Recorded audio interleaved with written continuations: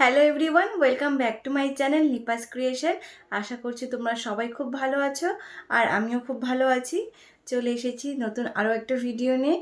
তো আগের যতগুলো ভিডিও আমি শেয়ার করেছি তোমাদেরকে, তো সেই সমস্ত ভিডিওতে কিন্তু আমি প্রচুর সেম সেম কোয়েশ্চেন পেয়েছি। তো আমি কিন্তু অলরেডি সমস্ত ভিডিওতে তোমাদেরকে সেই সমস্ত কথা বলে থাকি, তাও আমি আজকে সমস্ত কিছু মিক্স ম্যাচ করে একটা ভিডিও তৈরি করছি, জাস্ট তোমাদেরকে জানানোর জন্য, সমস্ত কোয়েশ্চেনের আনসার দেওয়ার জন্য। আমি পার্টিকুলারভাবে সবার প্রশ্নের উত্তর ওইভাবে পড়ে পড়ে শোনাবো না, যেগুলো আমার মনে আছে সেগুলো তোমাদের সাথে শেয়ার করব। তো চলো ভিডিওটা। আমাকে বলেছো অনেকে যে দিদি তোমার কি পিসিওডি ছিল নাকি? তো হ্যাঁ, আমার পিসিওডি ছিল। আর আরেকজনও বলেছো যে দিদি পিসিওএস কি, এটা কি করে বুঝবো? তো দেখো, পিসিওএস এর লক্ষণ কিন্তু তোমার যদি ইরেগুলার পিরিয়ড হয়, মানে তোমার কিন্তু তোমার যদি মাসিক অনিয়মিত হয়, অথবা তোমার যদি ফেসে অনেক ব্রণ হয়, তারপরে তোমার ফেশিয়াল হেয়ার হয়ে যায় অনেক, মানে মুখে প্রচণ্ড লোম গজাতে স্টার্ট করে, তারপরে ধরো হাতে পায়ে পেটে মানে নাভির নিচটাতে ধরো এরকম যদি লোম গজাতে শুরু করে, তাহলে কিন্তু তোমার বুঝতে হবে যে তোমার পিসিওএস আছে। আর ভালোভাবে শিওর হওয়ার জন্য তুমি ইউএসজি করাতে পারো, তাহলে তুমি ভালোভাবে বুঝতে পারবে। আরও আমাকে একজন প্রশ্ন করেছে, দিদি তুমি কি মেডিসিন ছাড়া, উইদাউট মেডিসিনে কি 1 মাসে পিসিওডিতে কনসেপ্ট করেছো? তো আমি বোনটাকে বলতে চাই যে হ্যাঁ, আমি উইদাউট মেডিসিনে 1 মাসের মধ্যে কনসেপ্ট করেছি।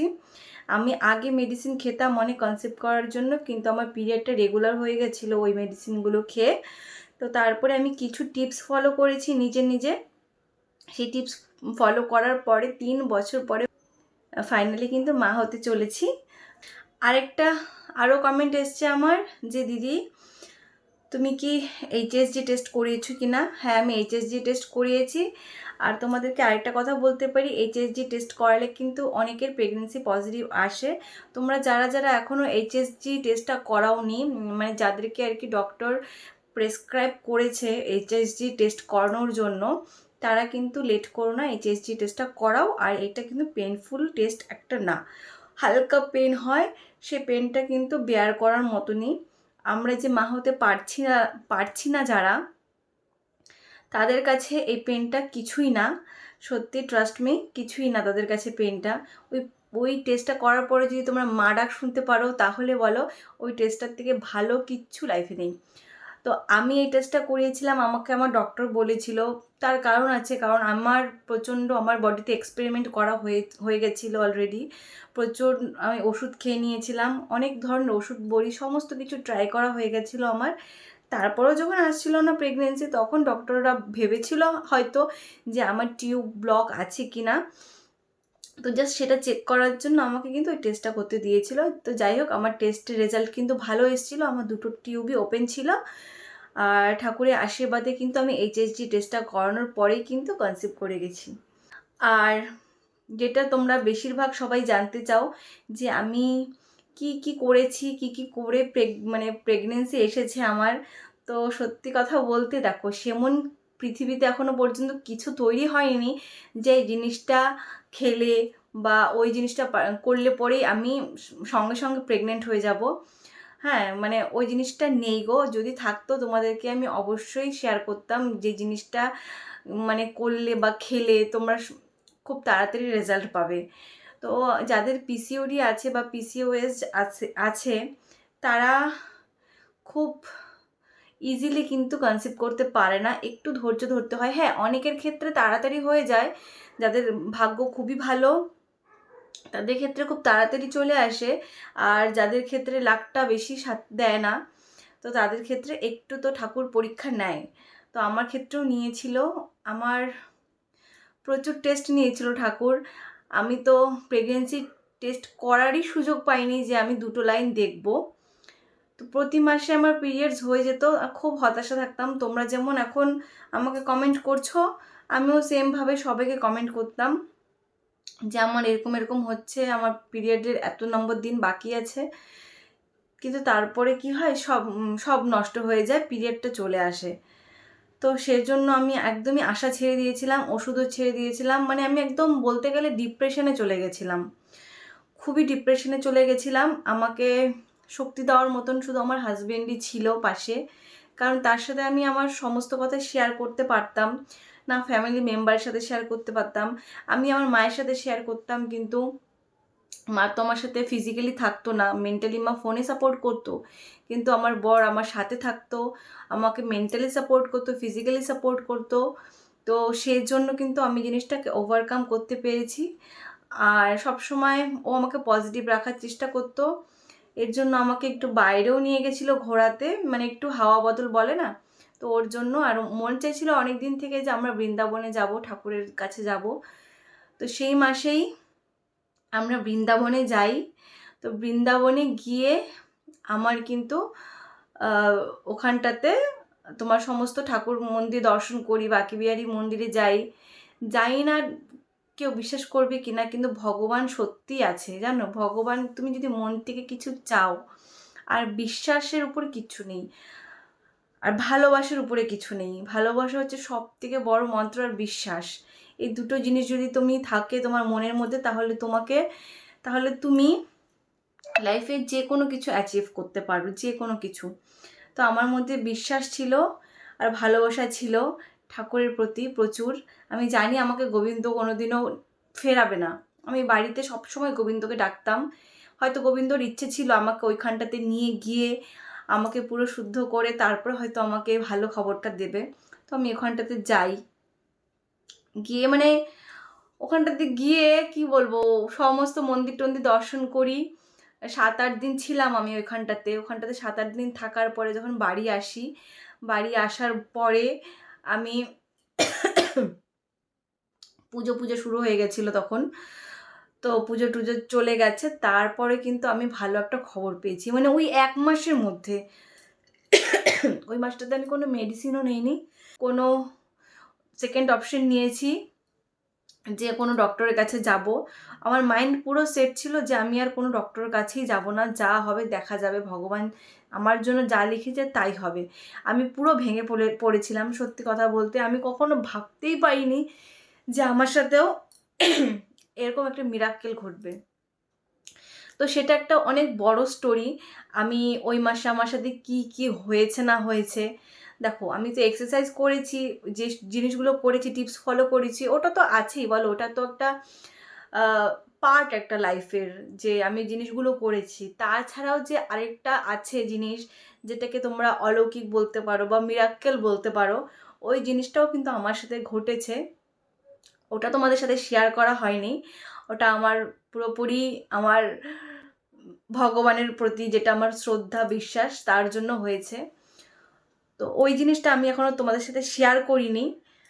আর আমি আমার যেমন ভগবানকে বিশ্বাস করি, তোমরা যারা যারা ভিডিও আমার দেখছো, যে যার ঈশ্বরকে বিশ্বাস করো, যে যার ঈশ্বরকে মানো, তারা তাদের ওপর ভরসা রাখবে, বিশ্বাস রাখবে, তাহলে দেখবে ঠিকই হবে। আর মন থেকে কিচ্ছু তুমি চাইলে পরে ওটা সাকসেস হবেই।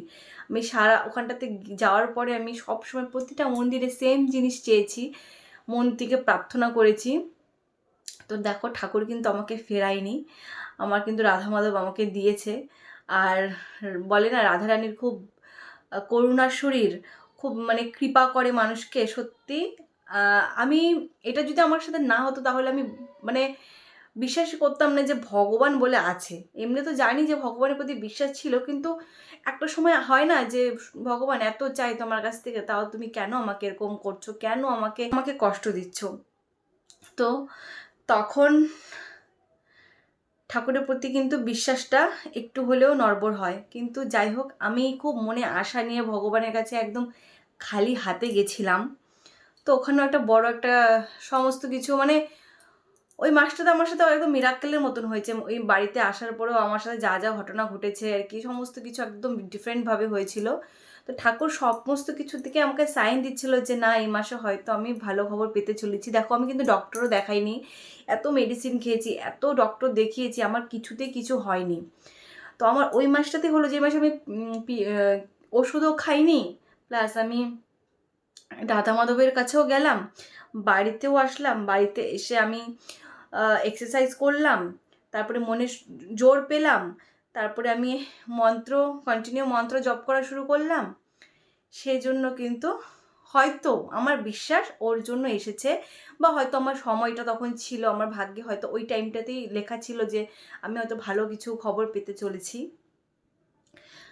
তো যাই হোক, এটা ছিল আমার একটা ছোট একটা স্টোরি। ছোট না, স্টোরিটা কিন্তু বিশাল বড়, তোমাদেরকে ছোট্ট করে বলার চেষ্টা করলাম। তো লাস্টে আমি এটাই বলবো, যে যার ঈশ্বরকে বিশ্বাস করো সে তার ঈশ্বরের উপর ভরসা রাখবে। আমি আমার রাধা মাধবকে বিশ্বাস করি, ভরসা রেখেছি। ঈশ্বর আছে, তাদেরকে বিশ্বাস করবে, অবশ্যই রেজাল্ট ভালো পাবে। আমার হাজব্যান্ড একটা আমাকে কথা বলেছিল, যখন মানে আমি একটা খুব ভালো ডক্টরকে যখন দেখাচ্ছিলাম, এত ওষুধ খেয়ে এত সাপ্লিমেন্ট খেয়েও যখন আমার প্রেগনেন্সি নেগেটিভ আসলো, মানে নেগেটিভ কি, আমি তো টেস্ট করতে পারিনি, পিরিয়ড যখন চলে আসে 2 মাস 3 মাস চলে আসতো, তখন আর কি আমার হাজব্যান্ড একটা কথা বলেছিল, আমার কথাটা এখনও মনে আছে। সত্যি ওর কথাটা একদম পারফেক্ট। ও বলতো যে আমি শুধু শুয়ে বসে থাকতাম, তো আমি তো এক্সারসাইজ তখনও ঠিকঠাক করে শুরু করিনি। তো আমাকে একটা কথা বলতো যে তোমাকে যতই দামি দামি মানে ভালো স্যার আর এক্সামের টাইমে ভালো পেন কিনে দেওয়া হোক তোমাকে এক্সাম দেওয়ার জন্য, পরীক্ষা দেওয়ার জন্য, তুমি যদি নিজে খাটনি করে পড়াশোনাটা না করো তাহলে কি তুমি ভালো রেজাল্ট পাবে? তো এই কথাটা আমার মনের মধ্যে সত্যি একটা মানে ভাবাচ্ছিল যে সত্যি তোর তো ঠিকই বলছে এই কথাটা, যে আমাকে যদি ভালো দামি খুব দামি একটা কলম কিনে দিল, আমি কি পরীক্ষাতে ওই ভালো দামি কলমটা দিয়ে কি লিখে পাশ করতে পারবো? অবশ্যই পাশ করতে পারবো না, যদি না আমি নিজে পড়াশোনা করে পরীক্ষাতে বসি। তো সেই জিনিসটা ও বোঝাতে চেয়েছিল যে তোমাকে ভালো ডক্টর দেখাচ্ছি, দামি দামি মেডিসিন খাচ্ছ, তা সত্ত্বেও কনসিভ হচ্ছে না, তার মানে কি? তার মানে তুমি নিজে খাটো, তোমাকে নিজের বডিতে খাটতে হবে। তুমি যদি নিজে এক্সারসাইজ করো, নিজের বডিকে খাওয়া খাদ্যগুলো ঠিক করো, তোমার লাইফস্টাইল যদি ঠিক করো, আর সমস্ত কিছু যদি মেনে চলো, তাহলে কিন্তু তুমি ভালো রেজাল্ট পেতে পারো। ও আমাকে এইভাবে বলেছিল কথাটা। তো ওই কথাটাতে হয়তো সত্যি কথাটাতে একটা পাওয়ার ছিল ওর কথাটাতে। তো নেক্সট মান্থ থেকে কিন্তু আমি উইদাউট মেডিসিন বলবো না, ডক্টর মেডিসিন তো নিইনি, বাট আমি নিজের থেকে একটা মেডিসিন নিতাম। পুরো 1 মাস না হলেও, আমি যখন বৃন্দাবন থেকে বাড়িতে এসেছিলাম, আসার পর থেকে ওই মেডিসিনটা নিয়েছিলাম। তো ওই মেডিসিন খেয়ে তারপরে এই সমস্ত জিনিস করে টোরে আমি কিন্তু 1 মাসের মধ্যে কনসিভ করতে পেরেছি। আর কনসিভ করার আগেই আমার না মন বলে দিচ্ছিল যে এই মাসে কিছু একটা পজিটিভ আমার সাথে হতে চলেছে, কারণ আমি তো তোমাদের সাথে সমস্ত সিমটমস বলেছি, শেয়ার করেছি। আমার পিরিয়ডের আগেও হয় এই সিমটমগুলো, কিন্তু ওই মাসে একটু ডিফারেন্ট ছিল, অনেক দিন থেকে ছিল, যেহেতু পিরিয়ড ডেটও মিস হয়ে গেছিলো, তা সত্ত্বেও আমার সিমটমগুলো হচ্ছিল। তো আমি তো খুব পজিটিভ একটা ছিলাম। তারপরে তার আগের তো পর্যন্ত তো ভয় পেতাম যে এই আজকে হলো পিরিয়ড, এই আজকে হলো। যখনই পিরিয়ড ডেট 1 দিন 2 দিন 3 দিন 5 দিন যখন মানে পিছিয়েছে, তখন তো আমি একদম শিওর ছিলাম যে না, কিচ্ছু একটা তো হচ্ছে। তো তারপরে কিন্তু আমি টেস্ট করি, টেস্ট করে তো পুরো আমরা অবাক হয়ে গেছি। 2টো কিটে টেস্ট করেছিলাম, পুরো অবাক হয়ে গেছি। টেস্টের আমি কিন্তু রিয়াকশানটা ভিডিও করতে পারিনি, কিন্তু নেক্সট ভিডিওতে আমি চেষ্টা করব যে আমার যে বরমশাই আছে ওকে আমার পাশে বসিয়ে একটা ভিডিও করার, যে সেদিনের ওর ফিলিংসটা কেমন ছিল। মানে ফার্স্ট কিটে লাইফে ফার্স্ট, ওরও লাইফে ফার্স্ট, আমারও লাইফে ফার্স্ট, চোখে দেখা 2টো দাগ দেখে ওর কীরকম ফিলিংস হচ্ছিল। সকালবেলা ঘুম থেকে তখনও ওঠেনি, কীরকম ফিলিংসটা ছিল ওই টাইমে, বা আমার কীরকম ছিল, দুজনে একসাথে বসে তোমাদের সাথে আমি আলোচনা করব। যেহেতু আমাদের পার্সোনালভাবে ওইরকম কোনো ভিডিও করে রাখিনি আমি, সত্যি কথা, কারণ একটা মনে ডাউট থাকে। তো পরে একটা ভিডিও করেছিলাম যখন সেকেন্ড কিটে টেস্ট করেছিলাম, পরের ভিডিও করেছিলাম, কিন্তু ফার্স্ট কিটে যখন টেস্ট করেছিলাম ওইটাই ভিডিওটা করা নেই। তো আমি চেষ্টা করব পরের ভিডিওতে আমার বরকে নিয়ে যাতে একটা ভিডিও করি। কিন্তু যাই হোক, তোমরা কমেন্ট করে মানে কমেন্ট করবে সেই দিনের আমাদের ফিলিংসটা কী ছিল। ভাষায় প্রকাশ করার মতন তো নাই, কিন্তু অন্যরকম ছিল একটা ফিলিংস, বিশ্বাসই হচ্ছিল না, অন্যরকম একটা ফিলিংস ছিল। যারা ভাবো যে পিসিওডি থাকলে মা হওয়া যাবে, প্রচুর কমেন্ট পাই আমি, আমারও পিসিওডি আছে, আমি কি মা হতে পারবো? আমারও পিসিওডি আছে দিদিভাই, আমিও মা হতে চাই। তো তোমাদেরকে বলছি পিসিওডি কোনো রকম সমস্যা নেই গো, আজকাল পিসিওডি কিন্তু ঘরে ঘরে হচ্ছে। এটাতে কোনো চিন্তা করো না, কোনো টেনশন নিও না।